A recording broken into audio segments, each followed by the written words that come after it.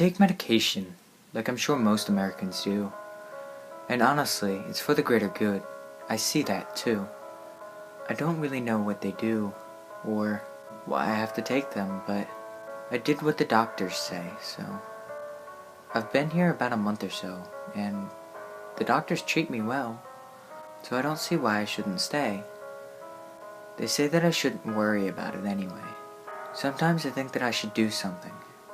I'm not sure what, but there's this little voice nagging at the back of my mind sometimes.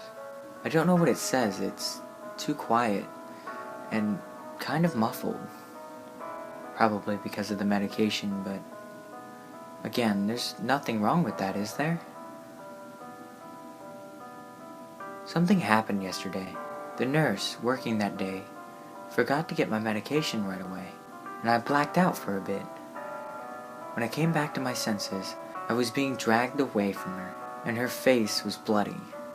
Did I do that to her? If I did, how? Why? I'm a little freaked out, and really confused. Maybe I'll talk to my doctor tomorrow, if I can. They said I couldn't talk to my doctor yet, which I guess was okay, but why can't I? It's not like I want to leave, I just want to ask him some questions. That nurse hasn't been here either. I wonder if she's okay. Okay, it's been a week, and they still won't let me talk to my doctor. What the hell is taking them so damn long? He used to talk to me whenever I asked to see him. Now, he won't let me see him at all. Another week has passed, and still nothing, so... You know what? Screw them. I'm not taking the medication until I get to talk to that son of a bitch, no matter what they say. When I refused to take the meds, they held me down and stuck me with a needle. It made me feel like how I feel when I was on the meds, but stronger. I don't like it. I'm going to have to think about this better if I want to avoid that medication. I haven't taken the medication in a few days now. I can finally hear the voices. They're telling me the truth about how I'm a prisoner here, I'm not a patient, I'm just some kind of fucking animal in a cage. They don't know anything is off yet. They still think I'm taking my medication. 2 weeks, no medication. I can see clearly now. These people, these doctors, are fucking lying bastards. Those goddamn assholes think they have me fooled. Think I'm stupid. Damn it, I'm going to make them pay for all this. After a week of preparing, I'm getting everything I need. I'm finally ready. I know what I need to do.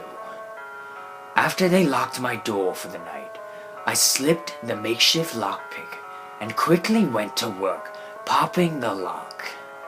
I snuck behind the guard patrolling the halls and took the syringe I had snuck out from my last checkout and started stabbing his neck. And after I was sure that he wasn't getting back up, I took his keys, his taser, and his nightstick. I don't need his gun for this. That would be too quick. I found my doctor's office. Unfortunately, he was gone for the night, but I'm sure I can find something useful in his office somewhere. A clue to finding the son of a bitch's house. Lucky for me, he left some mail in the trash. 385 Parkway, here I come. It was around 1 in the morning when I finally reached the old fucker's house. Looks like everyone's asleep. I used my lockpick to get in the back door, and quickly slid into the dark house, tasing the dog before it could alert anyone that I was here. I searched every room, one by one. An office, a den, a bathroom, his kid's room. Lucky for him, I don't hurt kids. And finally, I found the master bedroom. The man who kept me locked up in that fucking tiny room was sleeping in a nice king-sized bed, all wrapped up cozy, next to his wife. God, they make me sick. I silently crept up to the bed and raised the nightstick above my head and cracked him over the head with it. And after a satisfying wet pop, I did the same to the wife.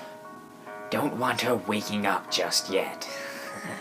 I dragged the fucker out of bed and into his private bathroom. Another thing that just made me hate him more. And I started beating him with the nightstick.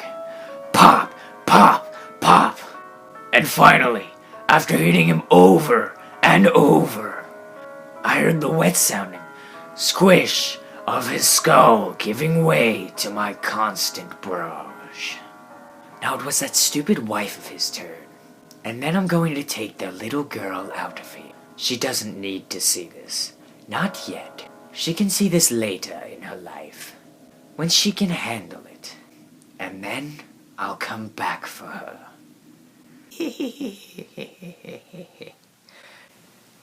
Isaac will be